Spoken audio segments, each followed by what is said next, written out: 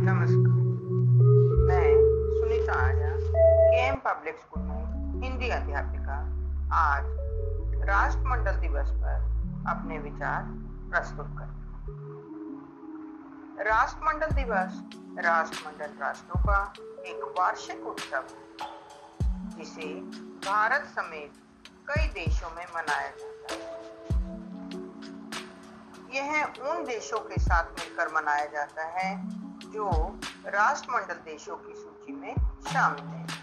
इस सूची में 53 देश शामिल हैं। राष्ट्रमंडल दिवस दुनिया भर में विभिन्न तिथियों को मनाया जाता है, जैसे यूनाइटेड किंगडम, ऑस्ट्रेलिया और कनाडा में प्रत्येक वर्ष मार्च के दूसरे सोमवार को राष्ट्रमंडल दिवस के रूप में मनाते हैं, जबकि भारत और बेलिस जैसे देशों के साथ 24 मई को राष्ट्रमंडल दिवस मनाते हैं।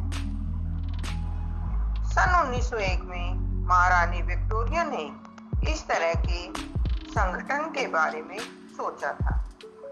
फिर इनकी मृत्यु के बाद सबसे पहले 1902 में इसे एम्पायर डे के रूप में आयोजित किया गया। कुछ वर्षों बाद 1958 में हैरोल्ड मैकमिलन ने एम्पायर डे का नाम बदलकर कॉमनवेल्थ डे कर दिया।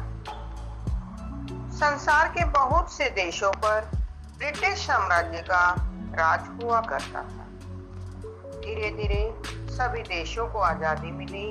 इन देशों को एक साथ रखने के उद्देश्य से राष्ट्रमंडल दिवस मनाने की घोषणा की गई, क्योंकि एकता ही संसार में शांति कायम कर सकता है। यह दिवस स्वतंत्रता की भावना, न्याय और सहिष्णुता के आदर्शों के लिए एकता की भावना का प्रतीक है।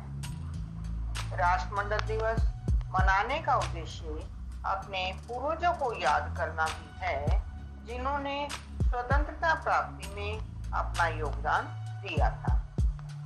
साथ ही इस दिवस को मनाने का कारण मानवता को बढ़ावा देना भी है। राष्ट्रमंडल राष्ट्रों के सभी सदस्य मिलजुल कर रहने तथा सामाजिक समस्याओं का शांति के साथ मिलकर हल करने का रास्ता निकालते हैं। प्रत्येक वर्ष राष्ट्रमंडल दिवस का एक विषय होता है। 2020 का विषय था सामान्य भविष्य का उत्थान। भारत को इस संगठन के रूप में एक महत्वपूर्ण एवं शक्तिशाली सदस्य के रूप में देखा जाता है। इतना ही नहीं, हमारा देश इस दिवस पर मानवता, शांति और एक साथ आगे बढ़ने में बहुत रुचि दिखाता है।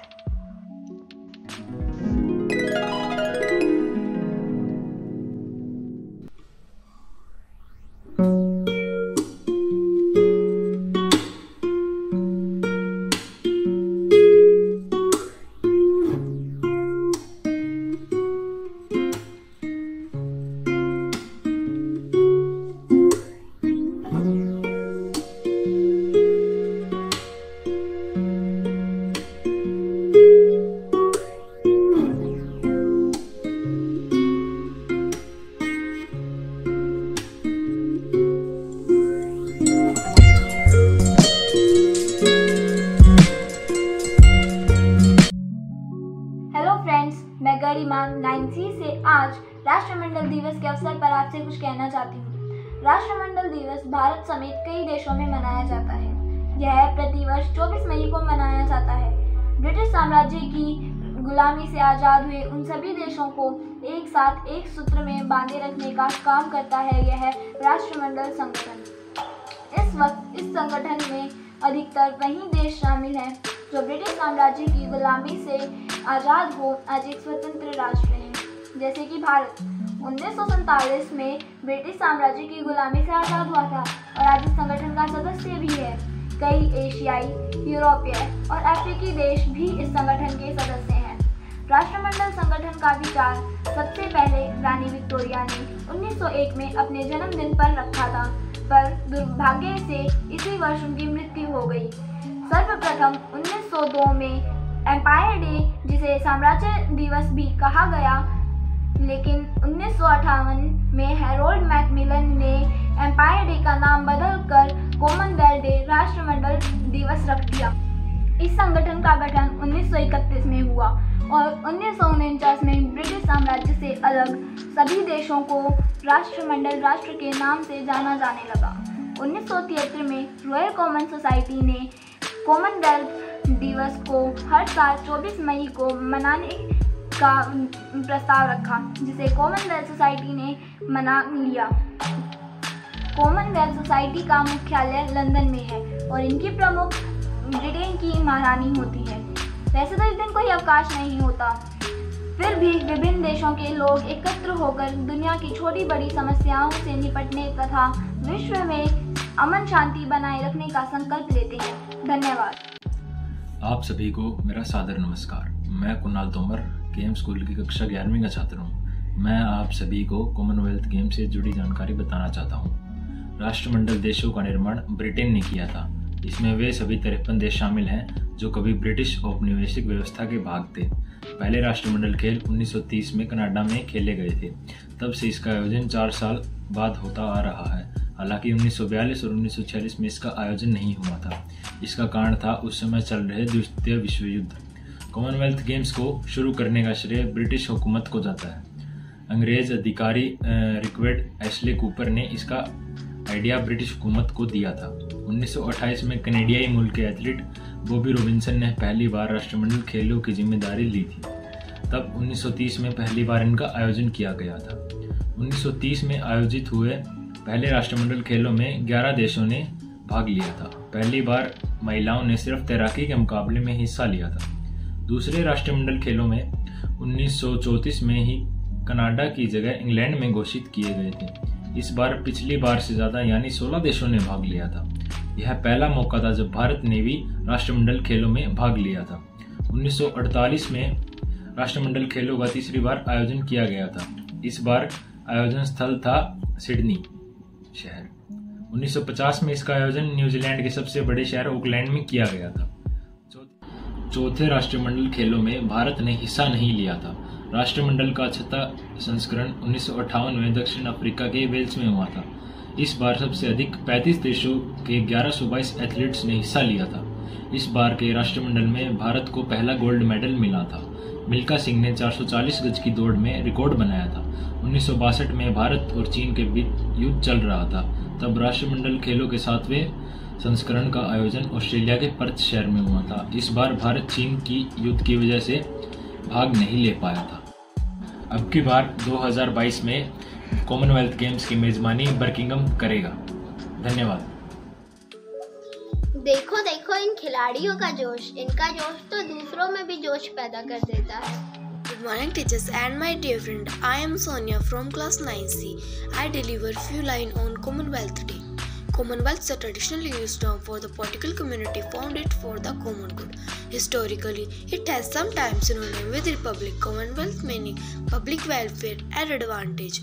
The purpose of the volunteering commonwealth is the international cooperation and advance social and economic development and human rights in member of the country.